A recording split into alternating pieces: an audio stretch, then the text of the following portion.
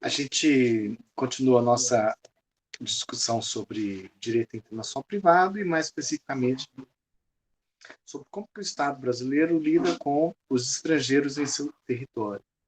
Como é que é o controle soberano sobre a possibilidade de ingresso do estrangeiro, de permanência e os casos de saída compulsória determinada pelo direito brasileiro.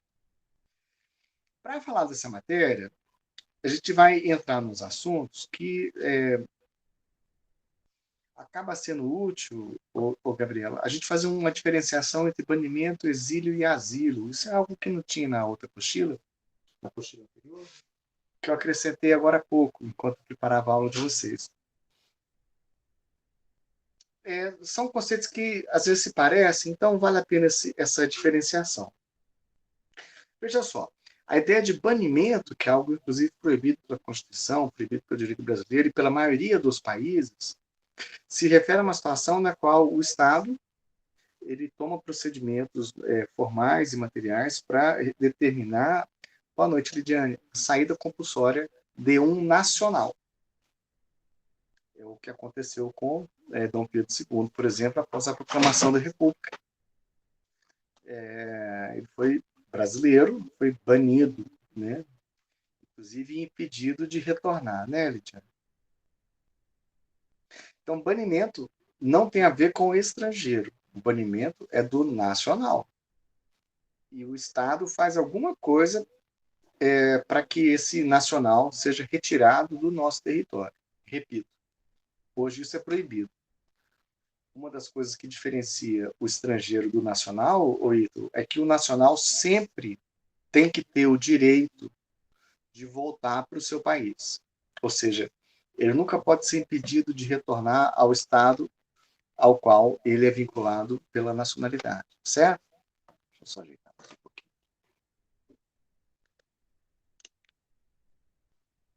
Então, banimento.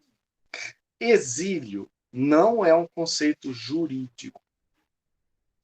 Ele é uma noção um pouco mais política. Então, veja bem, imagina uma situação na qual uma pessoa se sente perseguida pelo Estado, com ou sem motivos, mas ele se sente injustiçado pelo o aparato governamental, estatal, jurisdicional, alguma coisa assim. Veja, eu não estou falando que ele roubou um banco e a polícia está me perseguindo só porque eu roubei um banco. Não, estou falando de uma situação na qual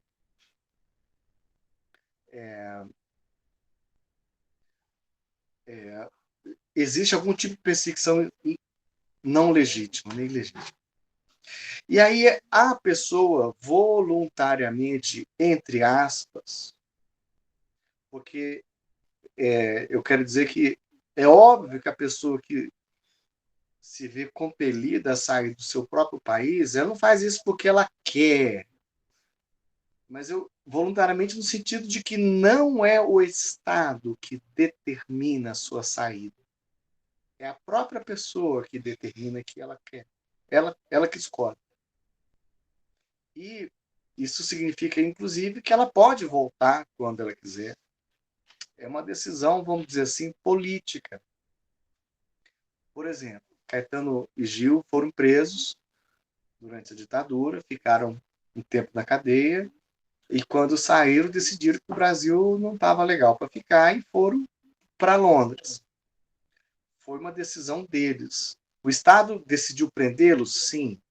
Mas o Estado decidiu tirá-los do território brasileiro? Não. Isso foi uma decisão deles. Quando eles acharam que a situação estava melhor, eles voltaram. Exílio, então, abre aspas, voluntário. Tá? Por favor, não esqueçam que eu coloquei aspas nesse voluntário. O que é o asilo? Boa noite, Arthur. O asilo. Um nacional de um país que se sente perseguido pelo país, ele pede para um outro país que lhe ofereça proteção dentro do seu território. Ele pede formalmente essa proteção, submetendo seu passaporte, seus documentos de viagem e se submetendo, digamos assim, ao juízo de conveniência do Estado onde ele quer se ver protegido do alcance do poder de polícia do estado do qual ele está fugindo. Asilo, silo, significa proteção. Então, a ideia é o seguinte, o estado ele não tem jurisdição para fora do seu território. Então, ele está protegido, ou a pessoa que se sente protegida, né, ela vai ter essa situação jurídica.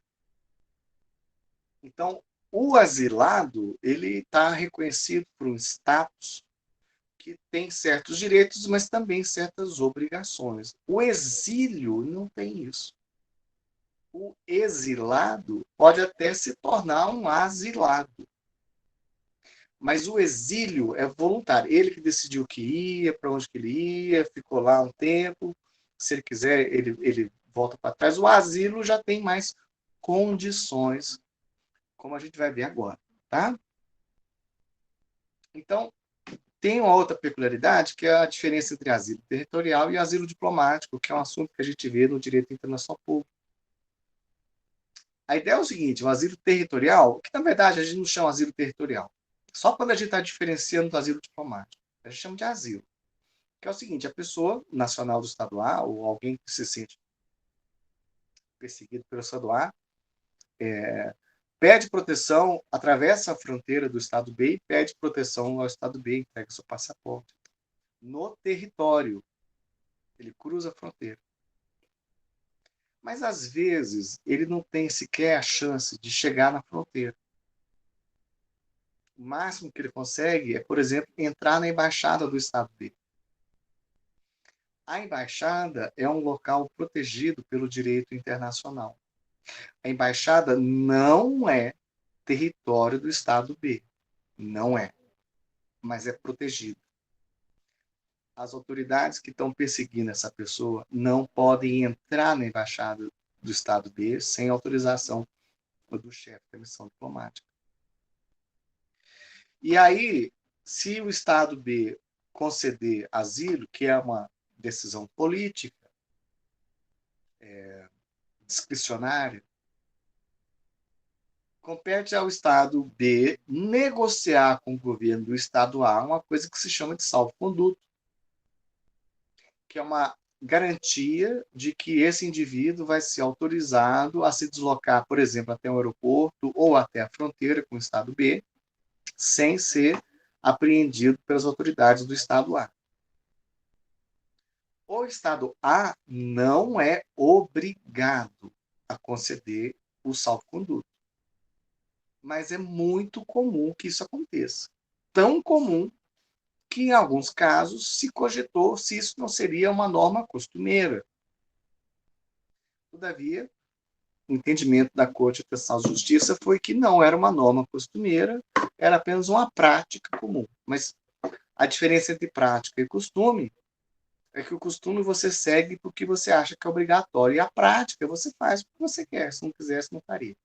Você não se sente obrigado a fazer. Temos casos famosos em que as pessoas que pediam e conseguiram asilo diplomático não tiveram salvo-conduto para sair da embaixada e se deslocar até a fronteira. E aí passaram anos nessa situação. O caso mais famoso recente é o caso do Julian Assange, mas tem um caso mais famoso não, mas em que passou 25 anos dentro da embaixada. Imagina, 25 anos. Né? Mas era no contexto de Guerra Fria, era um religioso ligado ao comunismo, tudo. Então tá, asilo territorial e asilo diplomático. Asilo consiste no acolhimento de estrangeiro por parte de um Estado que não o seu, em virtude de perseguição praticada por seu próprio país ou por terceiro. Né? É um instrumento de proteção individual. Tá? Bom, a Lei 3.445 fala sobre o asilo político, que constitui ato discricionário do Estado, poderá ser diplomático ou territorial e será otorgado à pessoa como instrumento de proteção. Ok. É uma competência formalmente do presidente da República, mas é claro que, por uma questão até burocrática, isso foi atribuído ao ministro da Justiça, lembrando que é sempre uma representação do Executivo, então não é algo, por exemplo, judicial, né? É uma decisão política. Quais são as causas? Dissidência política, livre manifestação de pensamento, né? Ou até possível crimes, desde que não configurem crimes de direito penal comum, né? Coisa que possa ser interpretado. Por exemplo, um país tem uma lei de segurança nacional que acha que todo mundo que, sei lá, fala mal do governo.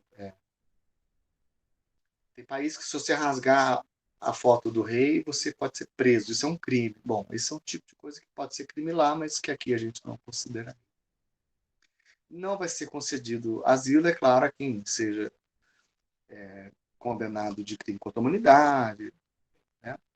E a saída do asilado sem prévia comunicação, veja, o asilado ele está pedindo proteção. Para ele fazer isso, o Estado vai pensar, vai decidir e vai dar. E se ele dá, é uma comunicação, inclusive, para a comunidade internacional, para dizer, olha, agora ele está sobre a minha hospitalidade, está sobre a minha guarda, vamos dizer assim. É claro que muitas vezes existem contrapartidas. Por exemplo, o país que deu asilo, ele fala, olha, agora você vai ficar aqui, você vai baixar a bolinha, não vai ficar fazendo provocação, não vai fazer conspiração, não vai fazer nada que possa causar um problema para mim com esse Estado.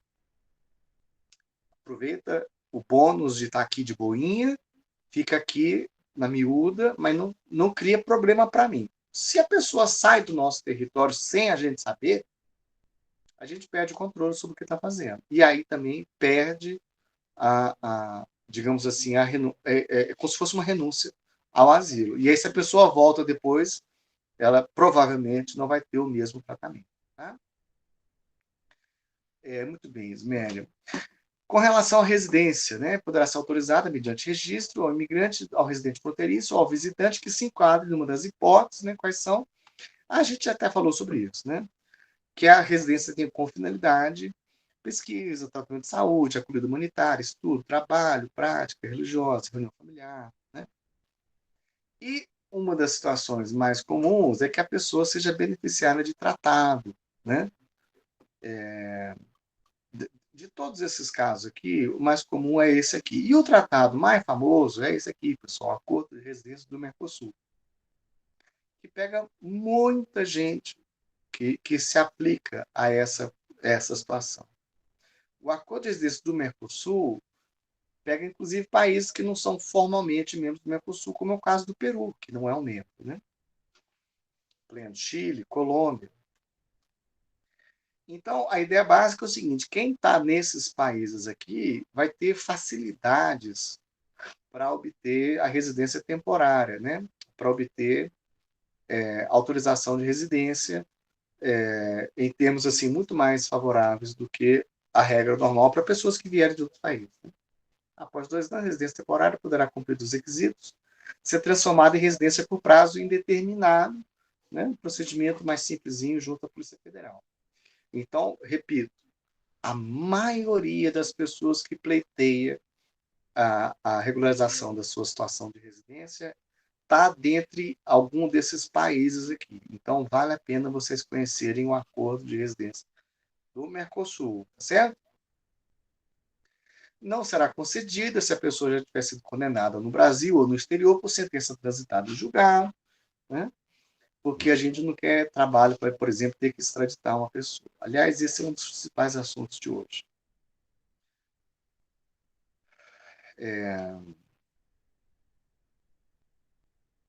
Se a pessoa for solicitante de refúgio, asilo, proteção ou pátria, ele pode ter autorização provisória de residência até que tenha resposta ao seu pedido. Se for positivo, muda o status. Se for negativo, muda também. Tá? Posse ou propriedade de bem no Brasil não confere o direito de obter visto ou autorização de residência. Facilita, mas não considera né? Não dá, você não compra esse direito. O Estado não está à venda nessa forma, né? Nessa modalidade. Muito importante também é o tanto que ficou mais fácil autorização ou visto, né?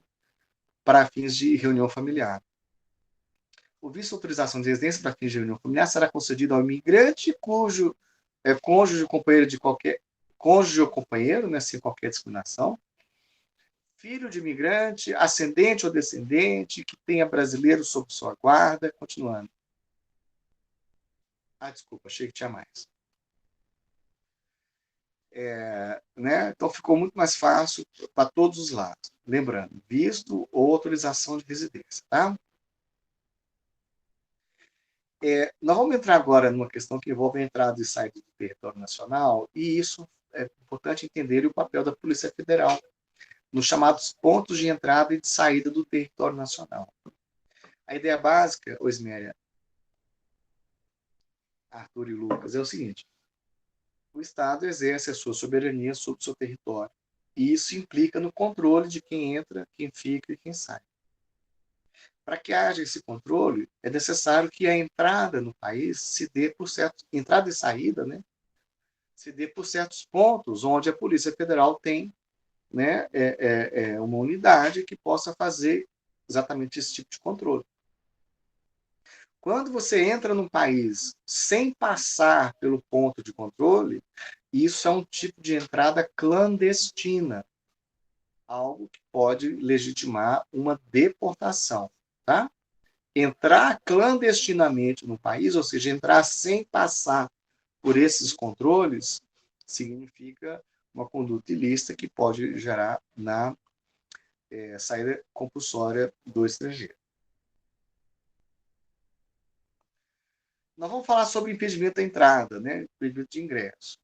Pode ser impedido o ingresso no país de uma pessoa que já foi expulsa, lembrando que no marco jurídico anterior, Lorena, uma vez expulsa, a pessoa nunca mais poderia voltar, a menos que o decreto que determinou a expulsão fosse revogado.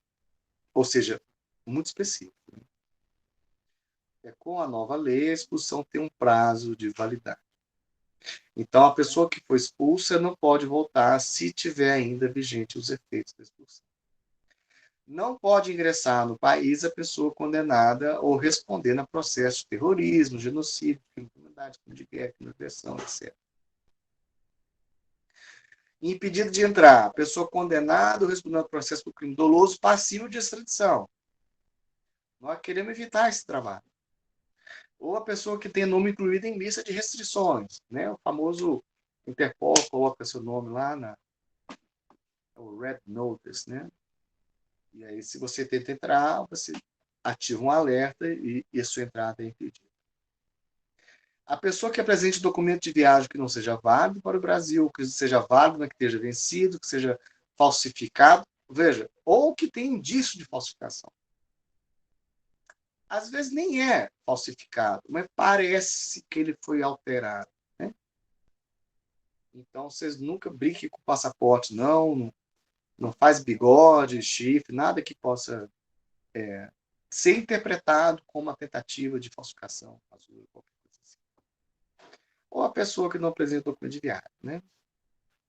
Ou a pessoa cuja razão de viagem não é condizente com o visto, ou motivo alegado para a isenção do visto. A pessoa tem um visto de trabalho, ou fala que está fazendo turismo, ou ao contrário, tem um visto de turismo, fala que vai trabalhar, ou sei lá.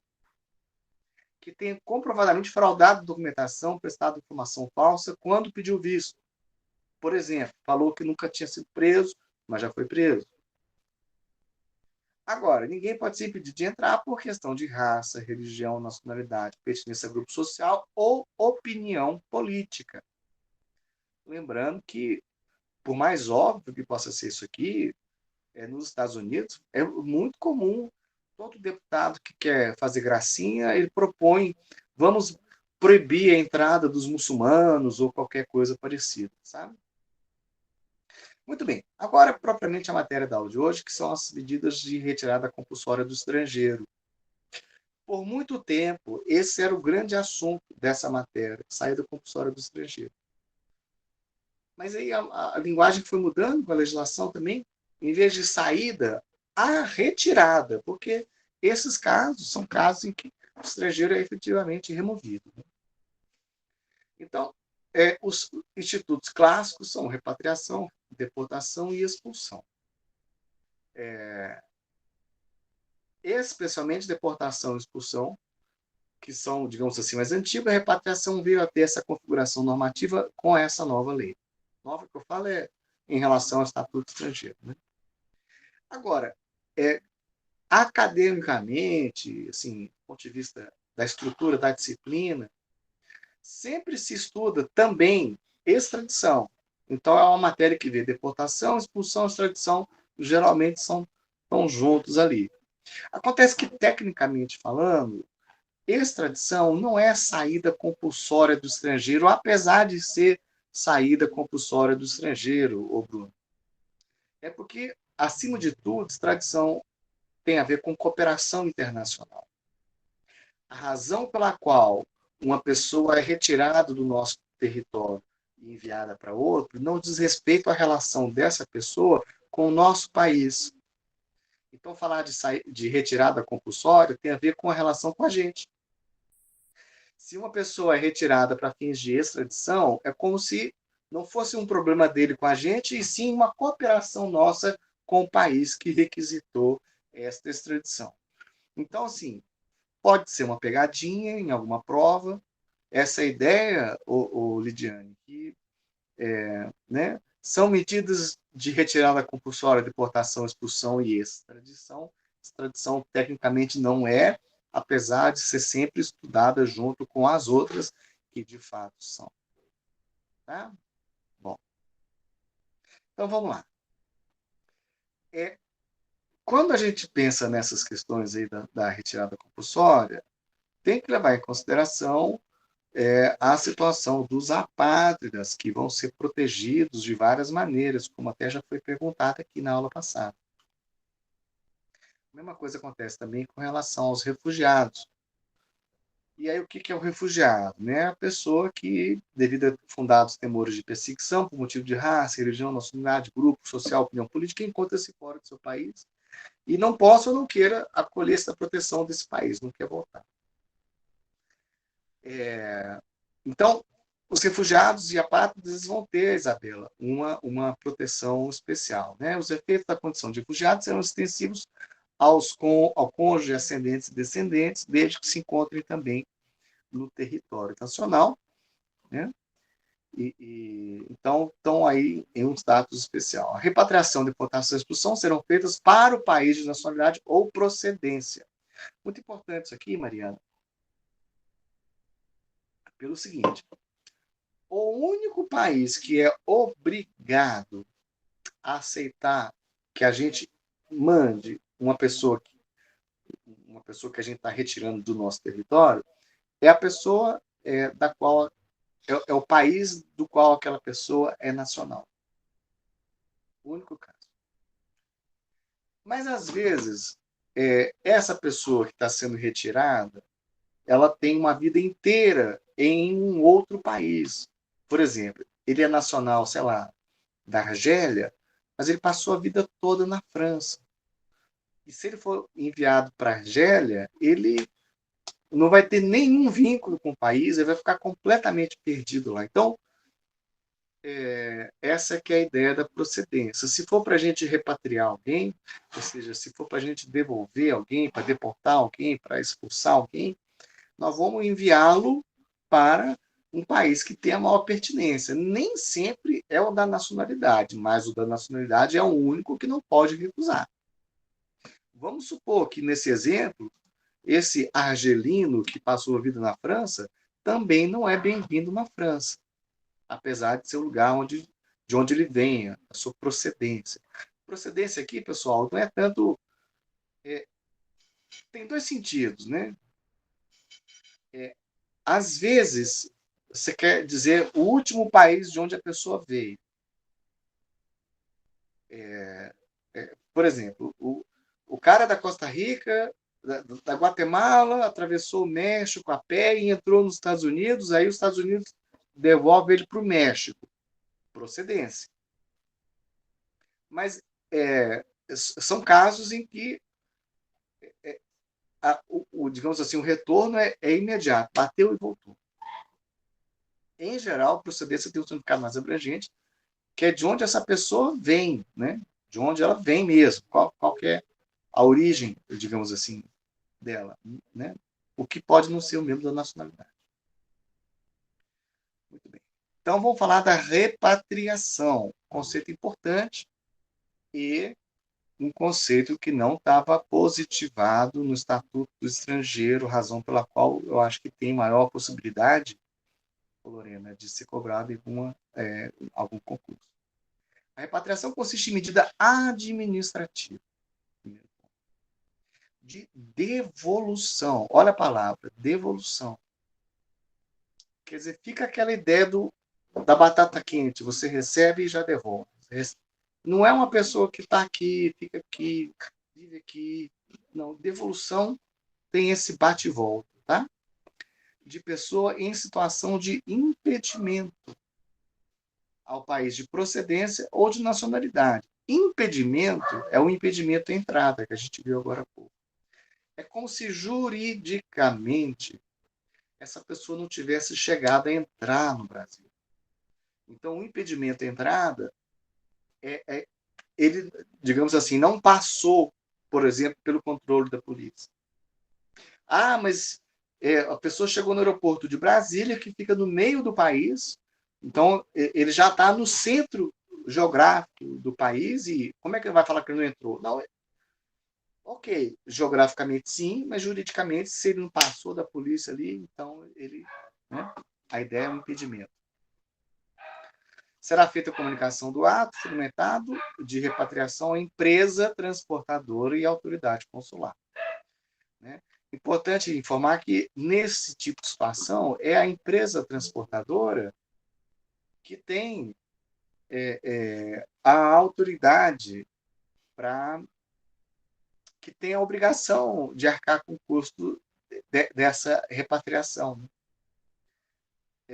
O que é uma coisa que pode parecer muito estranha, mas é ela que vai ter que arcar com isso. Em princípio, seria tipo assim, mas a empresa tinha a responsabilidade de ver que essa pessoa não poderia entrar aqui.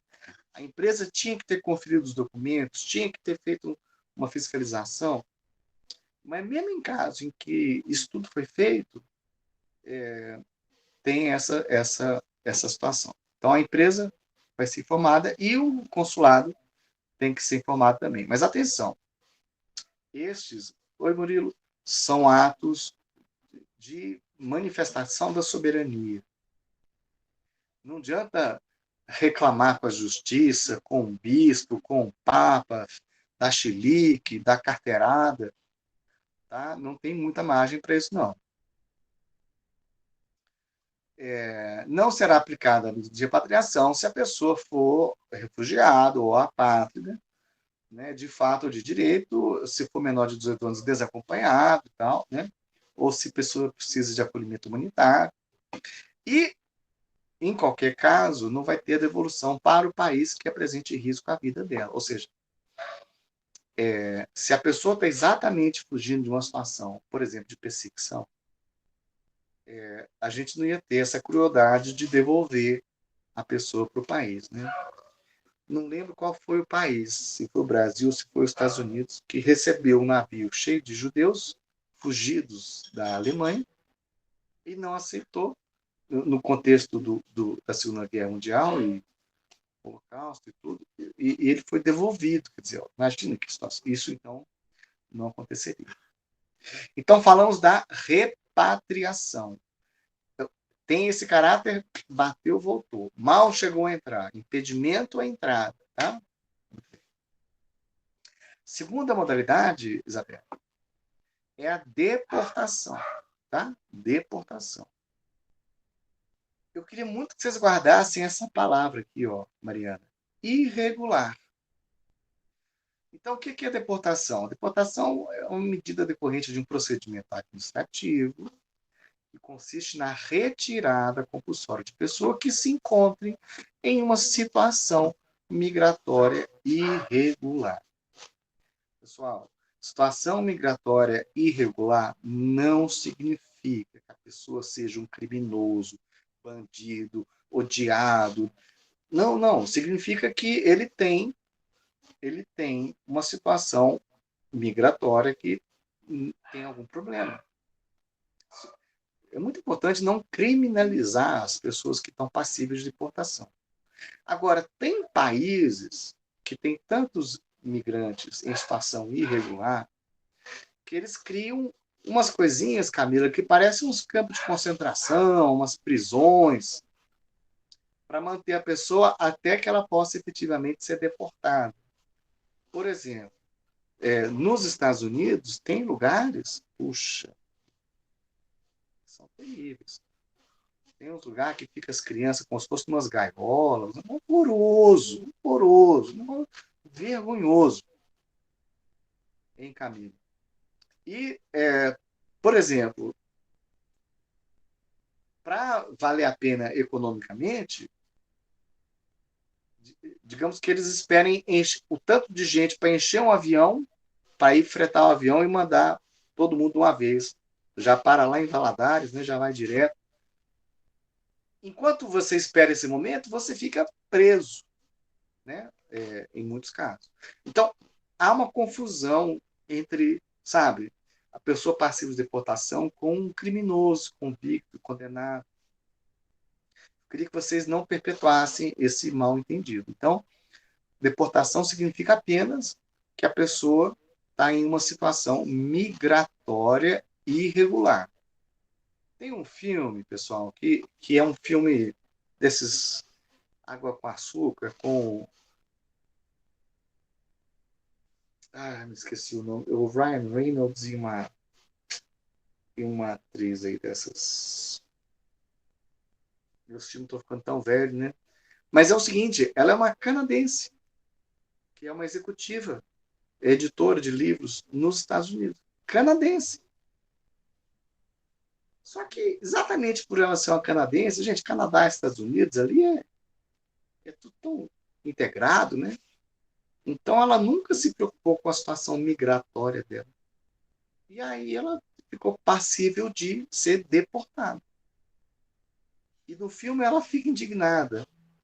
Como é que ela chama, gente? É dessas queridinhas aí, bonitinhas. Ela fica indignada. Ela, tipo assim, como se isso fosse coisa só para, sabe, terrorista, muçulmano, Oriente Médio. Ela não acredita que uma mulher branca, rica, bem-sucedida, canadense, vai ser passível de deportação. Sim, porque deportação não envolve um crime, envolve uma situação irregular. Então, a história do filme é que ela tem que casar para ficar nos Estados Unidos e ela casa com o secretário dela, o assessor dela. E é claro que desenvolve um romance, mas o casamento por conveniência para poder ficar nos Estados Unidos, entendeu? Então, não tem que ter crime, basta estar numa situação irregular. Deportação vai ser preciso de notificação, né? Tem que falar qual a regularidade e tem um prazo para resolver. A boa notícia é que antigamente você tinha que sair do país para regularizar a situação para depois voltar. E isso tem ficado mais simples, né? Tem ficado mais simples. Não, quando você é notificado, você não está proibido de circular, né? Você não está passivo, né? Agora, depois que o prazo vence, aí você está sujeito a uma situação na qual as autoridades podem sim te pegar e podem encaminhar a sua deportação, né? Se você sai voluntariamente, isso equivale ao cumprimento da notificação, não tem problema. Quando você é deportado, nada impede que você possa voltar de novo, contanto que a situação seja regularizada, tá? Aí tem o direito à ampla defesa, né? Os procedimentos e tudo. Enfim, é algo mais simples. Claro que se for apátrida, é mais delicado, mas como são poucos, né, isso raramente acontece. Agora, esse artigo 53 aqui, pessoal, ele é muito peculiar, pelo seguinte. Muitas vezes, no passado, quando havia uma situação em que o país queria extraditar uma pessoa, a pedido, é claro, do Estado, e não tinha um tratado, não tinha alguma das circunstâncias, tal, ou isso ia dar muito trabalho, e a pessoa cuja extradição se pedia era passível de ser deportada, aí eles davam um jeitinho que era deportar a pessoa ao invés de extraditá-la. Então, isso foi proibido por várias maneiras, e aí, se está uma situação em que a pessoa estaria passível de deportação, mas tem uma possibilidade de extradição não admitida pelo direito brasileiro, então você não pode deportá-lo no lugar da extradição, ou seja, não pode fazer esse jeitinho, né, de dar um jeito de se livrar da pessoa sem ser pela forma da extradição, ou seja, se alguma razão jurídica para que não possa extraditar, então isso vai impedir também que se deporte, ainda que seria passível de deportação, tá certo? Tem um caso de um criminoso famoso que entrou clandestinamente no Brasil e, por causa disso, estaria passível de deportação. Pediram a extradição dele e a extradição foi negada. Bom, aí ele também não poderia ser deportado. Por quê? Porque a extradição não foi permitida. Agora falamos de repatriação, falamos de deportação, agora vamos falar de expulsão. E expulsão já é uma coisa mais grave. Se, por um lado, a deportação não diz nada sobre a pessoa ser um criminoso, um bandido, uma pessoa que não é bem-vinda, que não é bem-quista, a expulsão já envolve alguma coisa mais grave, ou seja, a pessoa que vai ser passível de expulsão, ela tem que ter se mostrado nociva, né, aos interesses do Brasil, ou seja, o país tem que entender que ela não é uma pessoa que a gente quer aqui. Por quê? Bom, por exemplo, que ela cometeu algum crime. Expulsão consiste em medida administrativa de retirada compulsória do migrante ou visitante do território nacional, conjugada com impedimento de reingresso por prazo determinado. O que dá causa à expulsão? Condenação com sentença transitada e julgada relativa à prática de crime, né, esses crimes aí de Estatuto de Roma, mas também crime doloso, passivo de pena privativa de liberdade, considerada a gravidade e exclusividade de ressocialização em território nacional. Parágrafo 2º, tá? Esse aqui é o primeiro, parágrafo 2º. Terceiro. Processamento da expulsão em caso de crime comum não prejudicará a progressão de regime, o cumprimento de pena, suspensão condicional, comutação de pena, concessão de pena alternativa. Tá? Então, ponto de partida é a condenação. Mas isso não se confunde com a condenação em si. A expulsão é uma outra coisa. O prazo de vigência da medida de impedimento vinculado ao efeito da expulsão é proporcional ao prazo total da pena aplicada. Então, quanto maior a pena, mais tempo ele tem que passar sem poder voltar ao Brasil. Antigamente, o Isméria, era muito comum as perguntas relacionadas a isso aqui, ó. Por isso que eu marquei com vermelho. Quando que não se procede à expulsão? Bom, não se procede à expulsão quando a medida configurar a extradição inadmitida pela legislação brasileira. Ou seja, aquela mesma situação que a gente falou da deportação. No fundo, tentar usar a expulsão como uma maneira de fazer uma extradição que o direito brasileiro não admite, então é proibido. Segunda possibilidade. Se o expulsando tiver um filho brasileiro, aí veja que importante, algo que foi mudado muito pela jurisprudência. Que esteja sob sua guarda ou dependência econômica ou socioafetiva ou tiver brasileiro sob sua tutela.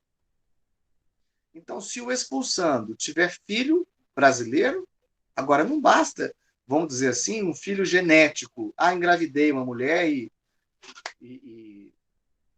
Não. Você tem que ter um filho sob sua guarda ou sua dependência econômica ou socioafetiva. Né?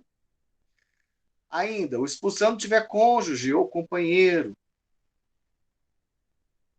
Se tiver ingressado no Brasil até os 12 anos, residindo desde então. Veja, se a pessoa está no Brasil desde os 12, ele já está em idade criminal, então a vida dele está no Brasil.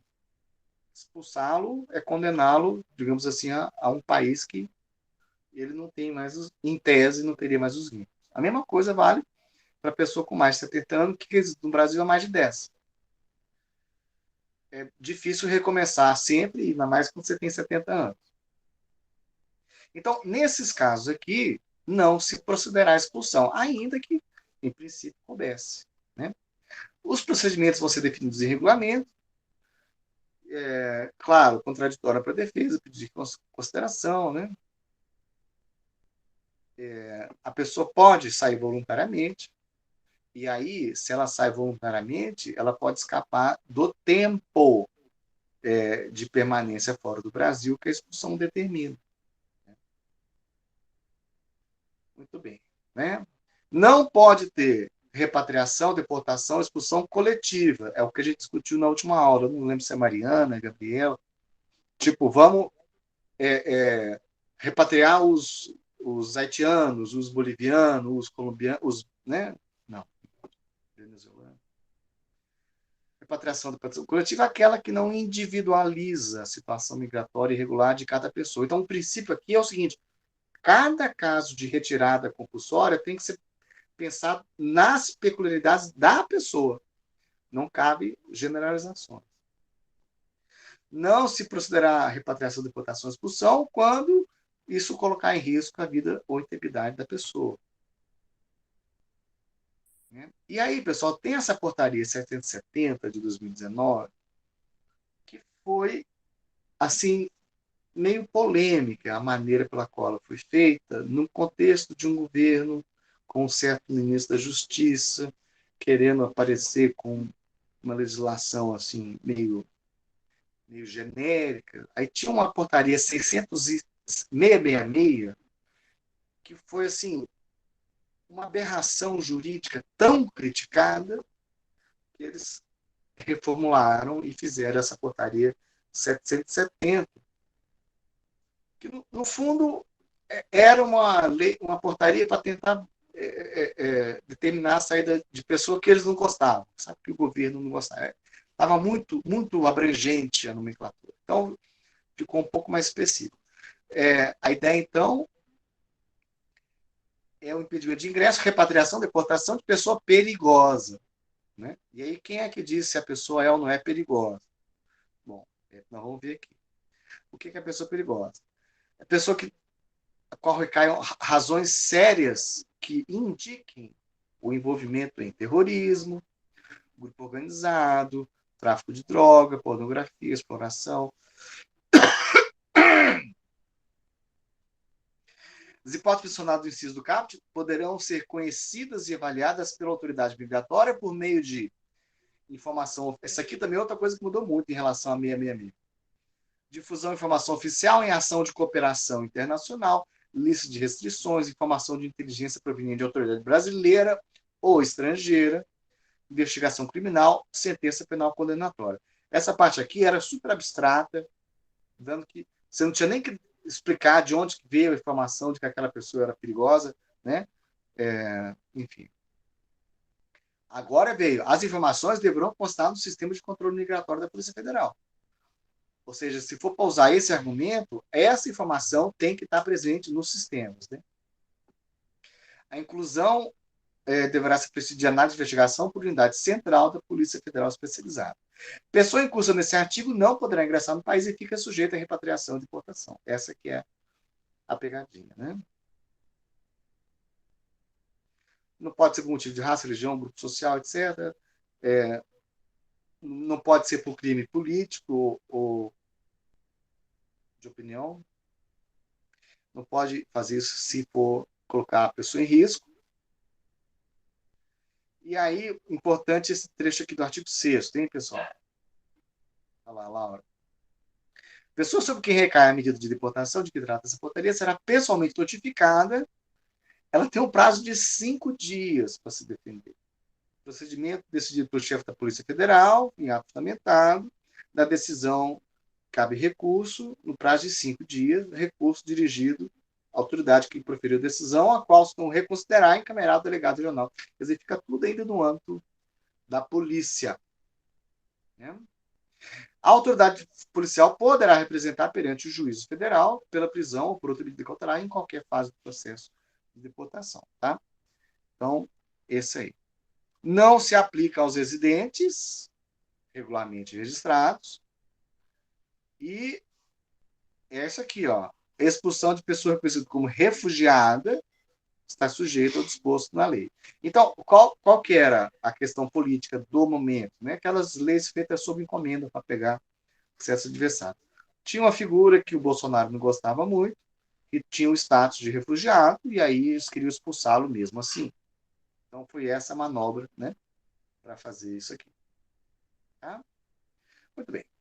Vamos falar agora da extradição. Falamos de repatriamento, né? Tem a ver com repatriação, impedimento de entrada.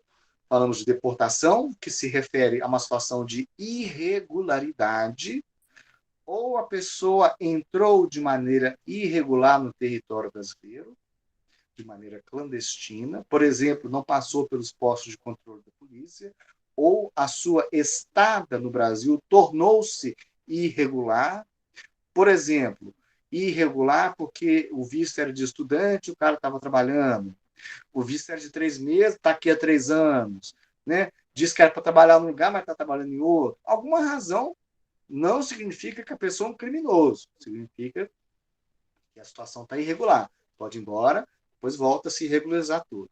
Falamos sobre expulsão, que aí sim pressupõe que a pessoa foi pelo menos condenada por um crime doloso. E aí a ideia é, o Estado brasileiro não quer essa pessoa aqui. Agora, olha que interessante. Se essa pessoa tiver vínculos com o Brasil, como, por exemplo, um filho, um cônjuge, aí o Estado brasileiro não pode expulsá-lo. Mas pode extraditá-lo, porque é outro instituto. Não é engraçado isso?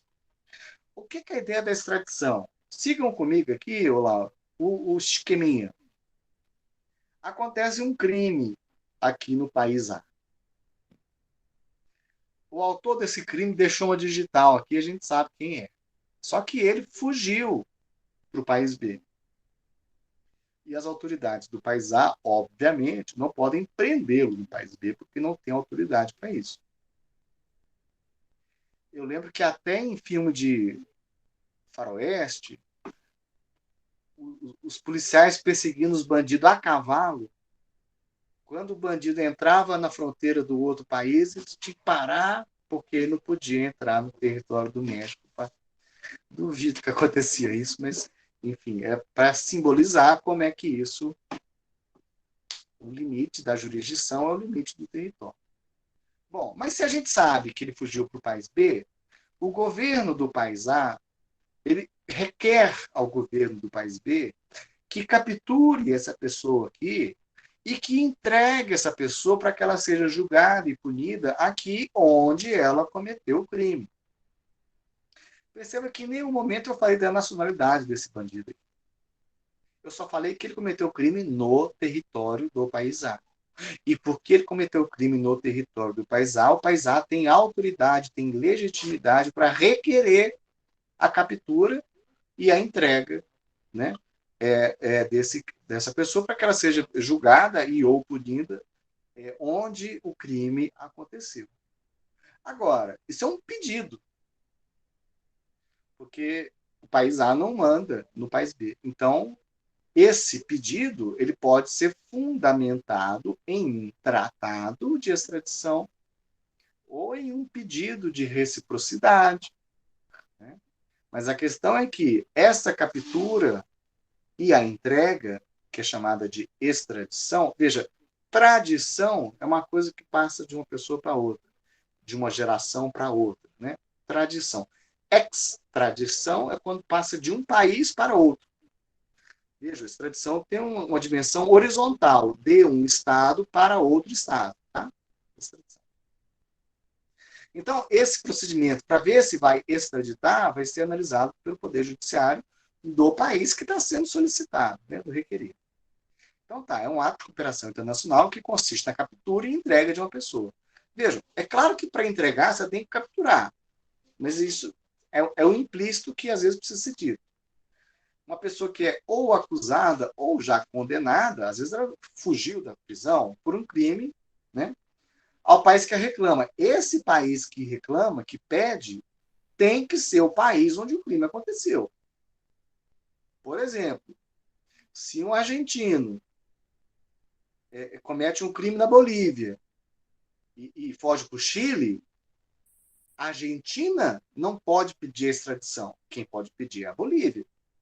Só quem pode pedir extradição é a pessoa onde o crime, é o país onde o crime aconteceu. Não tem nada a ver com a nacionalidade do homicídio, nada disso. Entrega para o Estado a outra, pedido deste de pessoa que, em seu território, deva responder a processo penal, cumprir pena. A extradição pressupõe um processo penal. Não cabe extradição para questões de natureza civil, tributária, administrativa. Né? Não serve a recuperação forçada de devedor relapso por chefe de família que migra para desertar dos deveres de sustento da prova. Então, se pode ter outros mecanismos para obter o pagamento de alimentos e tal, mas não pode usar do direito civil para pedir extradição. Extradição tem a ver com o direito penal. E pode ser uma extradição de natureza instrutória, ou seja, para fazer o processo, ou já executória, se já tiver o julgamento e a pessoa tem que ser punida pelo crime que cometeu e foi julgado. Ativa ou passiva depende de quem está pedindo e quem está sendo pedido. Né? A extradição é ativa quando o governo brasileiro solicita a entrega da pessoa, é passiva quando é requisitado ao Brasil a entrega. Né? A Constituição fala muito de extradição, que é um instituto muito antigo. Aliás, os primeiros tratados que se tem notícia já falavam de extradição. Né? Interessante isso. Os tratados de 3.000 anos atrás já falavam sobre condições de extradição. Então, é um documento muito, é um instituto muito antigo. Bom, o STF ele vai ter o papel de analisar a extradição solicitada por Estado estrangeiro. O Ministério da Justiça recebe do Poder Judiciário, no caso, extradição ativa, né? Gente que está pedindo. A documentação relativa ao pedido de extradição, o Departamento de Estrangeiro do Ministério da Justiça analisa a admissibilidade, comunica para o Ministério das Relações Exteriores, que vai fazer a comunicação no campo diplomático, né? Sendo deferida a extradição, as autoridades brasileiras deverão retirar o extraditando. Vejam só, uma parte da coisa é você pedir a captura e a entrega. Outra coisa é você ir lá e pegar a pessoa e trazer. Às vezes, a entrega, a extradição é tida como lícita por parte do órgão que julga, por exemplo, no caso do STF, mas a entrega por parte do executivo, por parte do Poder Executivo, pode não acontecer. Nós vamos falar sobre isso por causa do famoso caso Batiste, que foi o leading case nessa situação. Tá? Mas então o que eu quero dizer é que tem um ato, não basta pedir, você tem que ir lá e buscar, quando isso é autorizado. Na extradição passiva, né, o Ministério da Justiça, o Ministério das Relações Exteriores é comunicado, passa para o Ministério da Justiça, o Ministério da Justiça, né, encaminha ao STF a análise do mérito do pedido. Lembrando que extradição é uma medida de cooperação internacional, né? E por ser cooperação internacional de um nível muito, muito importante, tem que ser requerido por via diplomática ou autoridade central quando tem acordo de extradição que já prevê isso. Tá? Não se extradita o brasileiro nato. E atenção, hein? Tem um caso muito interessante, né, Murilo? De uma brasileira nata que naturalizou-se estadunidense. E aí perdeu essa condição de não ser extraditada. Não se extradita quando o fato que motivava o pedido não for considerado crime no Brasil ou no Estado requerente. Tem países em que tabagismo é crime. Bom, se não é crime no Brasil, não adianta pedir a extradição. Tem que ser crime nos dois países. Não se extradita quando o Brasil é que for competente para julgar o caso. Não se extradita se a pena for inferior a 2 anos. Gente, 2 anos é coisa, é uma pequena, é, é um crime menor que não justifica a movimentação desse aparato todo. Pois é, exatamente, Murilo, exatamente. E esse eu quero que você faça esse trabalho, viu? Muito legal esse tema. Porque tem, é, é, há uma problematização interessante, né? Dá para você, especialmente, Murilo, porque tem vários casos em que a pessoa adquire, tem mais do que uma nacionalidade, e você adquirir uma nova não necessariamente significa que você perde a antiga. No passado, só aproveitando esse gancho do Murilo, que eu gosto muito quando vocês participam, queria estimulá-los, quando, no passado, os países eram muito ciumentos. Aí era muito assim, se você quer a nacionalidade dele, então fique, mas também você vai perder a nossa. Mas isso foi ficando tão ridículo que os países estão ficando cada vez mais flexíveis, achando que isso é um bônus.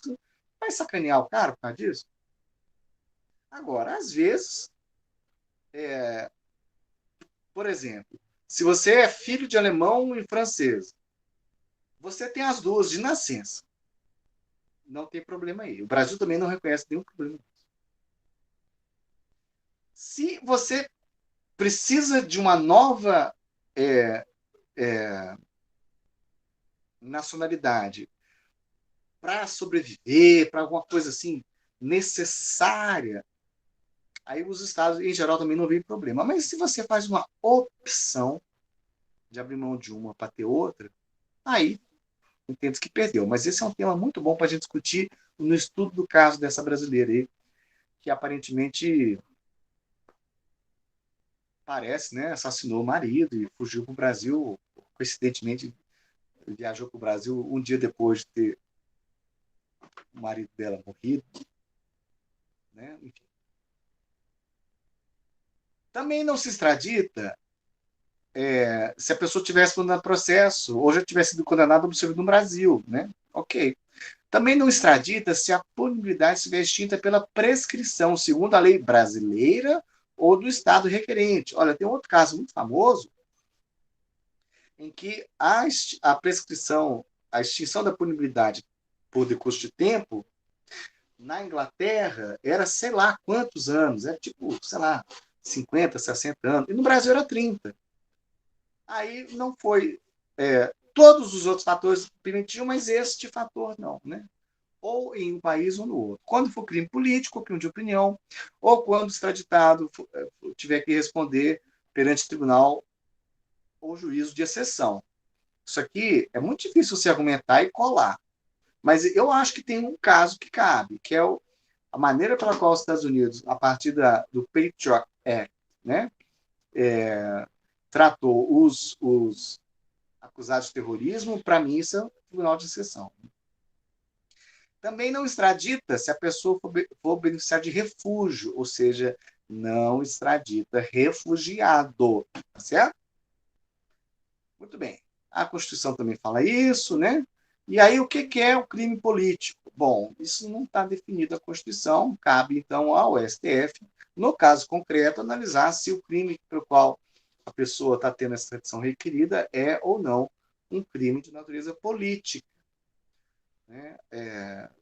É claro que a gente tem alguma ideia, mas, por exemplo, matar as pessoas numa joalheria, sabe, aquele negócio lá do Cesare Battisti, aquilo não tem nada. Para mim, não tinha nada de crime político, né? Então, eu acho que ali foi um erro, né, ter dado o status de refugiado. Agora, aquele caso deu tanta repercussão interessante, vale a pena a gente discutir. Muito bem, quer ver? São condições para concessão de extradição. Estou acabando, viu, pessoal? Nossa senhora, falta só 40 slides. Não, é isso não. Ter sido crime cometido no território do Estado requerente, óbvio. Isso aqui é ponto de partida, vocês têm que lembrar disso. Quem pode pedir extradição é o país que foi ofendido pelo crime. Tá? E está extraditando respondendo a processo investigatório ou ter sido condenado por autoridades desse Estado. A pena de privação de liberdade. Certo? Certo. Só vai ter julgamento da extradição se a pessoa estiver presa. Então, primeira coisa, tem que prender a pessoa, geralmente é uma prisão cautelar, né? Então, você já comunica, geralmente é feito pelo Interpol, né? Interpol é que vai ter um papel nisso. Pelo Interpol, comunica, prende, e ele preso, aí sim submete formalmente o pedido de extradição. Porque se a pessoa não está presa, é muito trabalho para o STF ficar analisando isso em abstrato, né? Então, a Interpol tem tido um papel cada vez maior nesse sentido, essa comunicação. Efetivada a prisão extraditando, a extradição será encaminhada à autoridade judiciária, o Estado estrangeiro deverá formalizar o pedido em 60 dias, se não fizer, a pessoa pode ser colocada em liberdade. A prisão cautelar pode ser prorrogada até o julgamento. Ok. Aí, esse tempo que a pessoa passa presa enquanto é julgado, é um tempo que tem que ser abatido do tempo que ele vai ficar preso lá. Então, se a extradição demorou 5 anos para ser julgada aqui, então é 5 anos a menos da prisão que a pessoa vai ter que cumprir lá, certo? Papel da Interpol, beleza, né? E a questão do tempo. Deixa eu chegar aqui onde eu queria chegar. Só um instantinho. Pode ter ultramente, processo, ok. Eu prefiro pegar pelo excesso do que pela falta, né, pessoal? Então, vamos entender o que faz o STF. O STF analisa se essa extradição ela é lícita de acordo com o direito brasileiro, o que, obviamente, inclui também o direito internacional, né? Então, o fundamento jurídico da extradição ou é um acordo sobre extradição ou é um instituto chamado promessa de reciprocidade. Promessa de reciprocidade é um ato jurídico, formal, unilateral, no qual o Estado requerente promete para o Brasil que, se no futuro tiver um caso equivalente, mesmo que não haja tratado, o país se compromete a extraditar a pessoa para o Brasil. Isso aí é algo que a gente pode contar que tem força de direito internacional. Tem país, por exemplo, a Inglaterra, que tem uma tradição diplomática de não fazer promessa de reciprocidade. Eles não gostam de se comprometer em abstrato para o futuro. Vai que, quando isso acontecer, seja uma pessoa que eles não queiram extraditar. Então, os colonizados pelos ingleses também muitas vezes seguem essa tradição. Aí, olha, muito útil vocês saberem quais são os países com os quais o Brasil tem acordo de extradição, né? E se você tiver que fugir, né? Saiba para onde você vai estar mais tranquilo, né? São vários, tem alguns em tramitação, tem muitos outros em negociação. Nenhuma extradição será concedida sem pronunciamento do STF sobre a legalidade e procedência, não cabendo recurso da decisão. Ok. E a pessoa pode se defender em quê? Muito importante que vocês entendam, Ítalo, Lorena, Laura, Lidiane, Laura, Mariana, Gabriela, Camila, Bruno, Isabela, Lucas, Murilo, Ziméria. Não cabe um rejulgamento do mérito do caso, tá? Só cabe a defesa no que se refere à pessoa. Dizer, olha, vocês estão querendo fulano de tal e eu sou outra pessoa. Teve um mafioso italiano, chamava Tommasio Buttietta. E aí ele queria provar que ele não era o Tommasio Buttietta, ele era outra pessoa. Poucas oportunidades.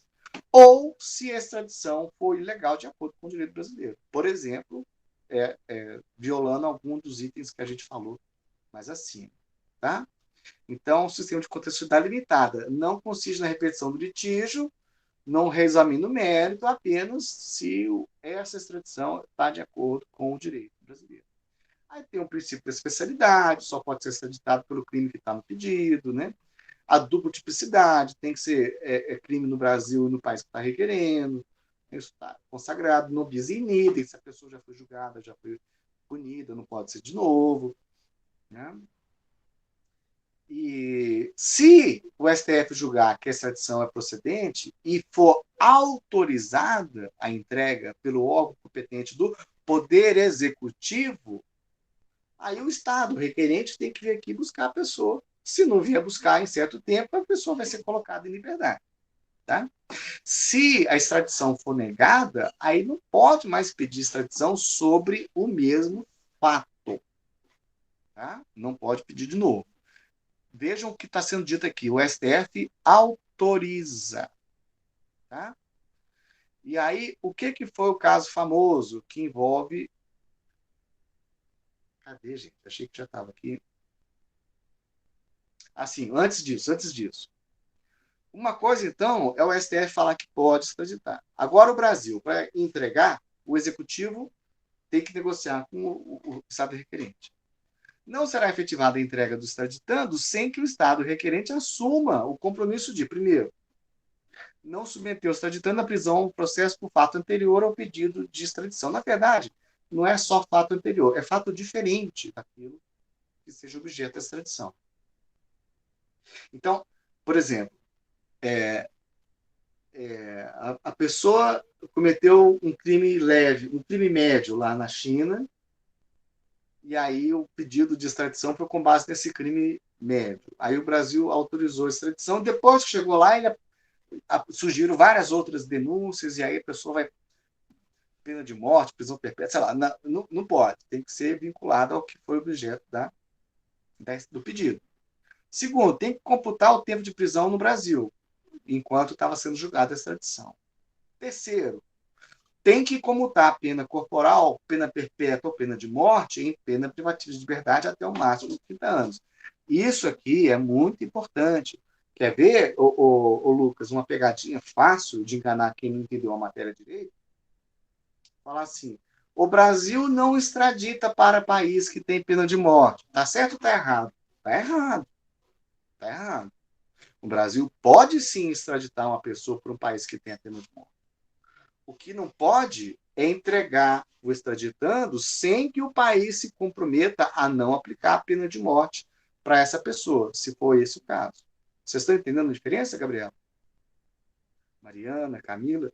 Não é que a gente não extradita para um país, é que a gente exige do país onde este seja o crime que esta pessoa vai sofrer, que esta pena não seja cumprida e que no lugar dela seja comutada em pena privativa de liberdade. Então, tem países que têm amputação como pena, não aceitamos.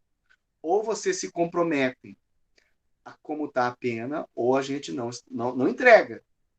A extradição foi autorizada pelo STF. A questão é a entrega. A China já fez uma coisa nos anos 80 que teve grande repercussão diplomática por causa do Brasil. O Brasil extraditou uma pessoa com a garantia de que não ia ter pena de morte. E chegando lá, teve pena de morte. Aí o Brasil parou de extraditar por muito tempo para a China e vários outros países perderam a confiança de que a China realmente ia cumprir isso. Então a China mudou e isso voltou a ser. Vocês entenderam? Cuidado para não cair na pegadinha, hein? Não entregar o extraditando a outro estado que o reclame. É o caso do Assange, por exemplo. O Assange aceitava se entregar para, sei lá, se era a Suécia, o país que estava sendo acusado de... Se a Suécia se comprometesse a não reextraditá-lo para os Estados Unidos. A Suécia nunca admitiu isso, nunca se negou, então não fez. Não considerar motivo político e não submeter o extraditando à tortura, né, penas cruéis, etc, etc. Então, para acabar, o caso do Batiste. Dentre várias questões que ficaram estabelecidas, uma delas é o seguinte: o papel do STF é o de julgar se a extradição é lícita ou ilícita. Se o STF falar que a extradição seria ilícita, o Estado brasileiro não pode extraditar. Aliás, não pode extraditar, não pode deportar, não pode expulsar. Mas se o STF fala que a extradição é lícita, isso não obriga o executivo a executar a extradição, a fazer a entrega da pessoa. Autoriza, mas não obriga. Agora, se o país cuja extradição foi autorizada pelo órgão competente, que tem um tratado de extradição, não extradita, ele está passível de ser responsabilizado por um ato ilícito de direito internacional. Pode. Pode. Mas o limite do que o STF faz é permitir ou não a extradição e não determinar a extradição. Separação dos poderes. Vocês entenderam? Yes? Vocês têm alguma dúvida? Lorena, Isabela, Gabriela, Ítalo, Lauro, Lidiane, Mariana, Camila, Lucas, Isméria? Não? Tá bom, Ítalo. Muito obrigado pela sua presença, pela sua paciência, pela sua boa vontade aí. Ninguém me falou nada, o Flamengo tá ganhando, Palmeiras, como é que ficou? Quer saber. Então tá, pessoal. Forte abraço, até semana que vem. Tchau, tchau. Vou parar a gravação.